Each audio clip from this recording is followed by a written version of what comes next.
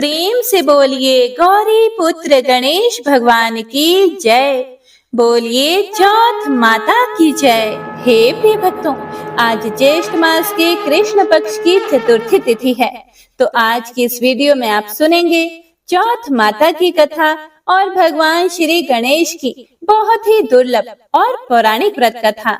तो आइए पूरे भक्ति भाव से आज की पावन कथा का रसपान करते हैं। जय श्री गणेश। कथा के अनुसार एक गांव में एक गरीब बूढ़ी माई रहती थी। भगवान के आशीर्वाद से उसका एक बेटा भी था। वह अपने बेटे से बहुत ज्यादा प्यार करती थी, इसीलिए अपने बेटे की लंबी उम्र और सलामती के लिए 12 महीने की चौथ माता के व्रत रखती थी। चौथ माता का व्रत सुहागिन महिलाएं अपने पति की लंबी उम्र और अपने बच्चों के अच्छे स्वास्थ्य, सही सलामती के लिए रखती हैं। वह बूढ़ी माई हर चौथ के व्रत में शहर जाकर अपनी सामर्थ्य के अनुसार पंसारी की दुकान से थोड़ा सा घी और गुड़ लाती थी और उसके 4 लड्डू बनाती थी।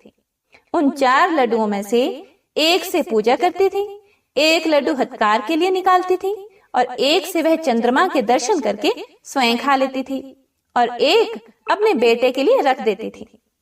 एक बार उसका बेटा अपनी ताई से मिलने के लिए गया। जब अपनी ताई के घर पहुंचा तो उसने देखा कि उन्होंने वैशाख चौथ का व्रत रखा हुआ था। बड़ी उत्सुकता से लड़के ने पूछा कि मेरी माँ तो 12 चौथ का व्रत करती हैं। इस पर उसकी ताई ने बोला कि तेरी माँ तो तेरी कमाई खाने के लिए ये व्रत करती है। लड़के ने सोचा कि ताई सच कह रही है, वह बूढ़िया लड्डू खाने के लिए व्रत रखती है। लड़के के दिमाग में नकारात्मक विचार घर कर गए। वह अपनी माँ पर ही शक करने लग गया। घर आकर लड़का अपनी माँ से बोला कि माँ, मैं प्रदेश जा रहा हूँ, तू मेरी सारी कमाई खा लेती है। इस पर माँ ने उसे बहुत समझाया, लेकिन उसके दिमाग में तो शक घर कर गया था। इसीलिए उसकी नकारात्मक सोच उसे प्रदेश जाने पर मजबूर कर रही थी। उसकी माँ ने लाख कोशिश की उसे मनाने की, लेकिन वह नहीं माना। इसीलिए उसकी माँ ने उसे अपने साथ ले जाने के लिए चौथ माता के आंखें दिए और अपने बेटे से कहा कि यह आंखें मुसीबत में तुम्हारे काम आएंगी। बेटा कुछ समझ नहीं पा रहा था, लेकिन उसने अपनी माँ की यह बात मान ली और आंखें ले लिए। वह प्रदेश जाने के लिए यात्रा कर रहा था कि उसको एक नगर में जाते समय रास्ते में एक बूढ़ी माई दिखाई दी। लड़के ने जब ध्यान से देखा तो बूढ़िया माई रो रही थी। वह रो भी रही थी और साथ में खीर और पुए भी बना रही थी। लड़के ने पास जाकर पूछा कि हे बुढ़िया माई, आप क्यों रो रही हैं? फिर बूढ़ी माँ ने बताया कि इस नगर की पहाड़ी पर एक दैत्य रहता है। पहले तो वह खाने के लिए इस नगर के लोगों को मार दिया करता था। वह लोगों को मारकर खा लेता था। उसके इस अत्याचार को रोकने के लिए नगर में यह व्यवस्था की गई कि हर घर से एक आदमी को दैत्य के पास भेजा जाएगा। और आज मेरे बेटे की बारी है, इसीलिए मैं रो रही हूँ और उसी के लिए खीर और पुए भी बना रही हूँ। तब उस लड़के ने कहा, तुम ये खीर और पुए मुझे खिला दो, मैं तुम्हारे बेटे की जगह उस दैत्य के पास चला जाऊंगा। बूढ़ी माँ ने लड़के की यह बात मान ली और खीर और पुए लड़के को खाने को दे दिए। लड़के ने खीर पुए बड़े चाव से खाए और खाकर आराम से सो गया। सोते सोते उसे शाम हो गई। शाम को उस बूढ़ी माँ के पास राजा के कुछ सैनिक आए और माँ से कहा, कहाँ है तुम्हारा बेटा? बूढ़ी माँ ने लड़के से कहा कि राजा के सैनिक तुम्हें दैत्य के पास ले जाने के लिए आ गए हैं। वह लड़का खुशी से सैनिकों के साथ दैत्य के पास चला गया। दैत्य के पास जाकर उसने देखा कि दैत्य तो बहुत ही भयानक है और बहुत ही डरावना है। अपनी जान बचाने के लिए वह इधर उधर भागने लगा। तभी उसको याद आया कि उसकी माँ ने उसे चौथ माता के आंखें दिए थे और कहा था कि जब भी मुसीबत आए तो यह तुम्हारे काम आएंगे। उस लड़के ने चौथ माता की आंखें निकाले और उन्हें दैत्य की तरफ फेंक कर कहा, हे चौथ माता, अगर मेरी माँ सच्चे दिल से मेरी सलामती के लिए व्रत रखती हैं, तो दैत्य का सिर कटकर जमीन पर गिर जाए। यह चौथ माता का चमत्कार ही है कि उसका ये वचन कहते ही दैत्य का सिर कटकर नीचे गिर गया। लड़का सही सलामत वापस आ गया। वापस आते देख उसे राजा ने अपने दरबार में बुलाया और बहुत से उपहार देकर उसको रवाना कर दिया। उसके बाद वह लड़का अपने रास्ते पर आगे बढ़ गया। चलते चलते वह दूसरे राज्य में पहुंच गया। उस राज्य में एक प्रथा प्रचलित थी कि बर्तनों के आवे को पकने के लिए एक इंसान की बलि दी जाती थी। आपको बता दें कि आवा उसे कहते हैं जब कच्चे मिट्टी के बर्तनों को पकाने यानी पक्का करने के लिए आग में पकाया जाता है। वह बहुत ही विशाल भट्टा होता है। राज्य से जाते देख सैनिकों ने उसे पकड़ लिया और आवे में चिनवा दिया और आवे को पकाने लगे। लड़के ने फिर से चौथ माता की आंखें निकाले और बोला, हे चौथ माता, अगर मेरी माँ मेरे लिए बिना किसी स्वार्थ के व्रत रखती है तो आवा पकने पर मेरी मृत्यु नहीं होनी चाहिए। लड़के के ये शब्द बोलते ही आवा पकने पर लड़के की मृत्यु नहीं हुई। जब आवे के बर्तन निकालने लगे तो आवे से मिट्टी के बजाय सोने और चांदी के बर्तन निकले और लड़के ने अंदर से कहा, बर्तन आराम से निकालना, कहीं मुझे ना लग जाए। ऐसा सुनकर बर्तन बनाने वाले हैरान हो गए और उसे आवे से निकालकर राजा के दरबार में ले गए। राजा भी बहुत हैरान हुआ। राजा ने लड़के से पूछा, आखिर तुम इस आवे से जिंदा कैसे बचाए? लड़के ने उत्तर दिया कि मेरी माँ मेरे लिए चौथ के 12 महीने व्रत रखती है, इसीलिए चौथ माता की कृपा से मैं इस आवे से सही सलामत वापस निकल आया हूँ। राजा को लड़के की बात पर यकीन नहीं हुआ, इसीलिए राजा अपनी आंखों से चौथ माता का चमत्कार देखना चाहता था। इसीलिए राजा ने चांदी की सुराही मंगवाई और लड़के से कहा कि अगर तुम सच बोल रहे हो तो सुराही की नली से निकल कर दिखाओ। सुराही एक ऐसा बर्तन होता है जो घड़े जैसा होता है। फर्क सिर्फ इतना होता है कि इसका मुंह घड़े के मुकाबले अधिक लंबा और बारीक होता है। उस लड़के ने देखा कि एक भंवरा सुराही के मुंह से बाहर निकल रहा है। लड़के ने चौथ माता का नाम लेकर आंखें निकाले और कहा कि हे चौथ माता, अगर मेरी माँ तुम्हारे 12 महीने के व्रत रखती है तो मैं भंवरा बनकर सुराही के मुंह से बाहर निकल जाऊं।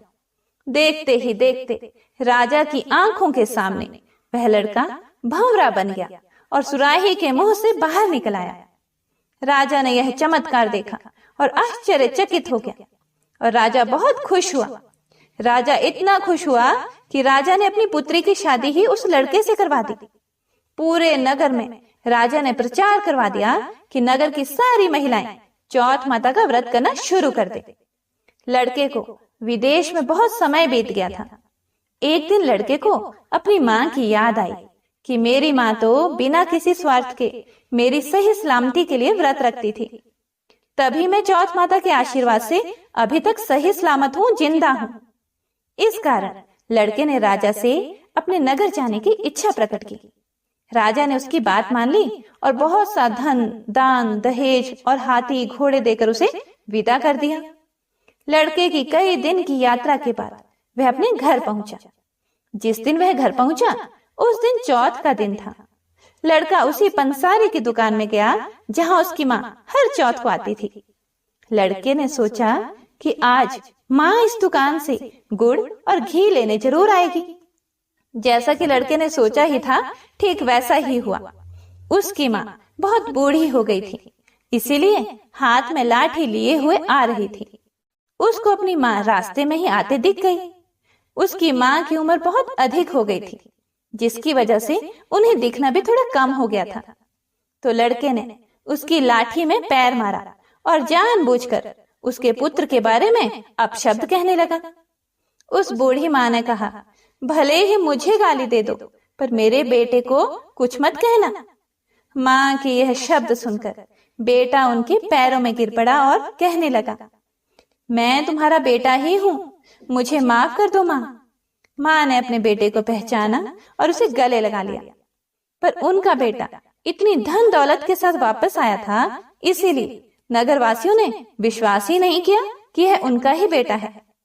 बुढ़िया माई ने चौथ माता को याद किया और मन ही मन चौथ माता से कहने लगी कि हे माता, मैंने अगर सच्चे दिल से तुम्हारा व्रत किए हैं तो मेरे स्तनों में दूध आ जाए और दूध की धार सीधे मेरे बेटे के मुंह में गिरी। चौथ माता के चमत्कार से बिल्कुल ऐसा ही हुआ। दूध की धार उनके बेटे के मुंह में गिरने लगी। सभी लोग यह देखकर हक्के बक्के हो गए। उन्हें यकीन हो गया कि यह उन्हीं का बेटा है और चौथ माता की जय जयकार करने लगे।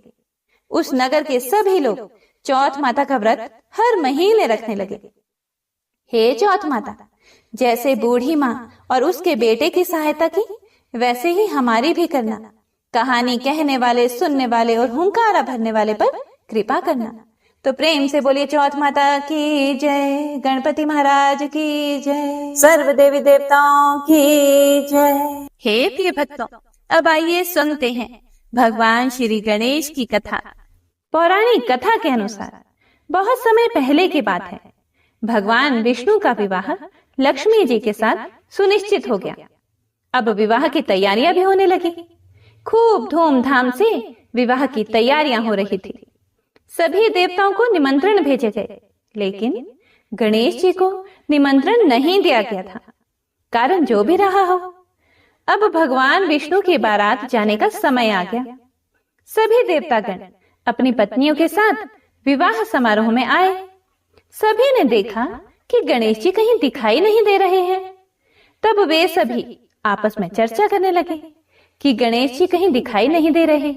क्या गणेश जी को न्योता नहीं भेजा गया, या स्वयं गणेश जी ही किसी कारण नाराज होकर विवाह में नहीं आए होंगे?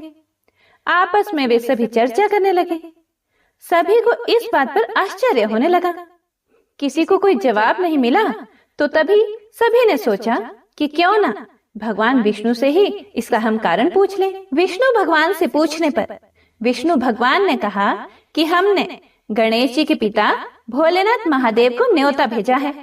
यदि गणेश जी अपने पिता के साथ आना चाहते हैं तो आ जाते, अलग से न्योता देने की आवश्यकता भी नहीं थी। दूसरी बात यह है कि उनको 1.25 मन मूंग, 1.25 मन चावल, 1.25 मन घी और 1.25 मन लड्डू का भोजन दिन भर के लिए चाहिए। यदि गणेश जी नहीं आएंगे तो कोई बात नहीं, दूसरे के घर जाकर इतना सारा खाना पीना अच्छी बात भी नहीं होता।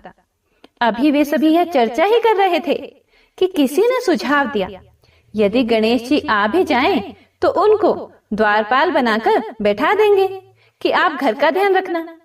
आप तो चूहे पर बैठकर धीरे धीरे चलोगे तो बारात से बहुत पीछे रह जाओगे। यह सुझाव सबको पसंद भी आ गया, तो भगवान विष्णु ने अपनी सहमति दे दी। अब नारद भगवान को किसी तरह से गणेश जी को बुलाने के लिए भेजा गया। गणेश भगवान ने जैसे ही निमंत्रण सुना, वे जल्दी जल्दी भगवान विष्णु के विवाह में सम्मिलित होने के लिए आ गए।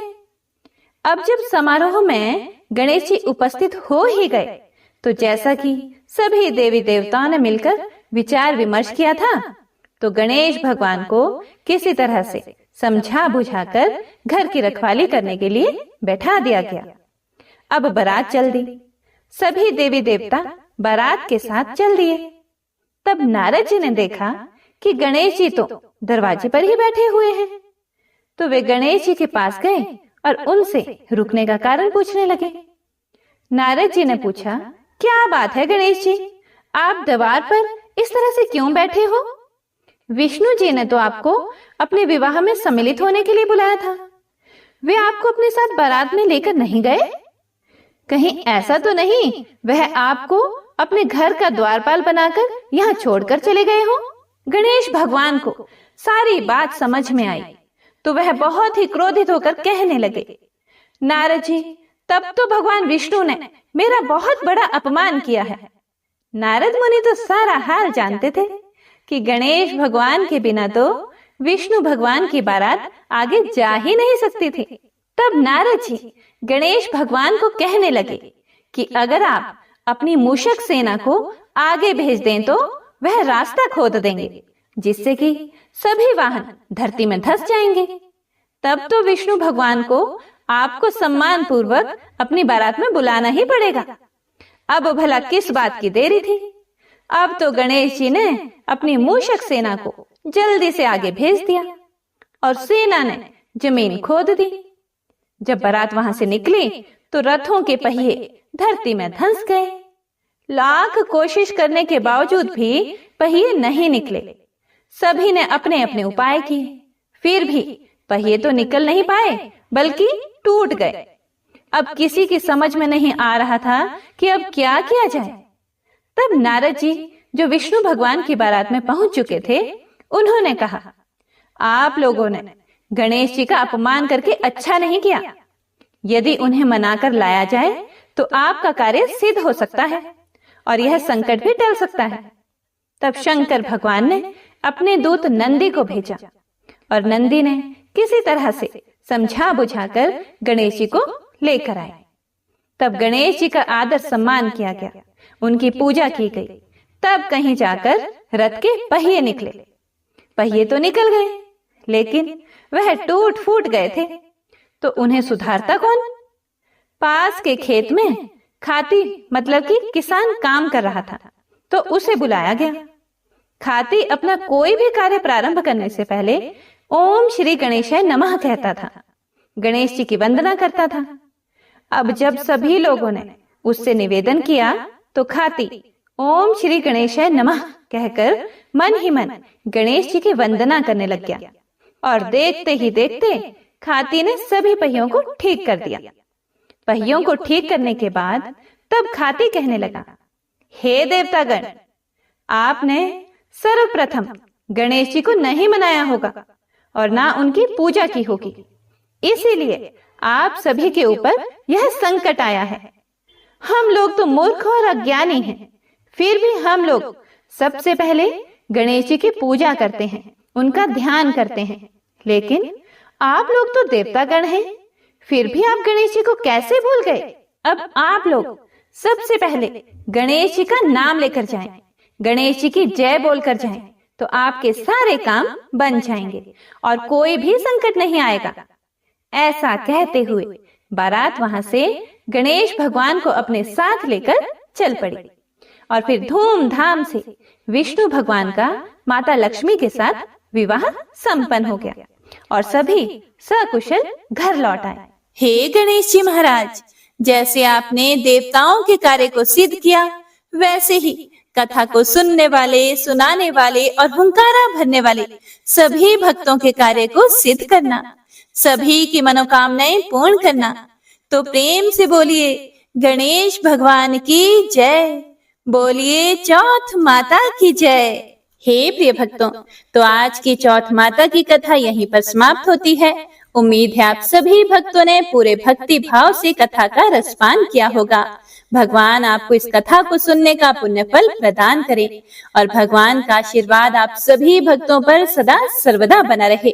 कथा को ज्यादा से ज्यादा लाइक, शेयर, कमेंट कीजिएगा और जयकारा जरूर लगाइएगा। तो सभी एक बार प्रेम से बोलिए चौथ माता की जय, बोलिए गणपति महाराज की जय।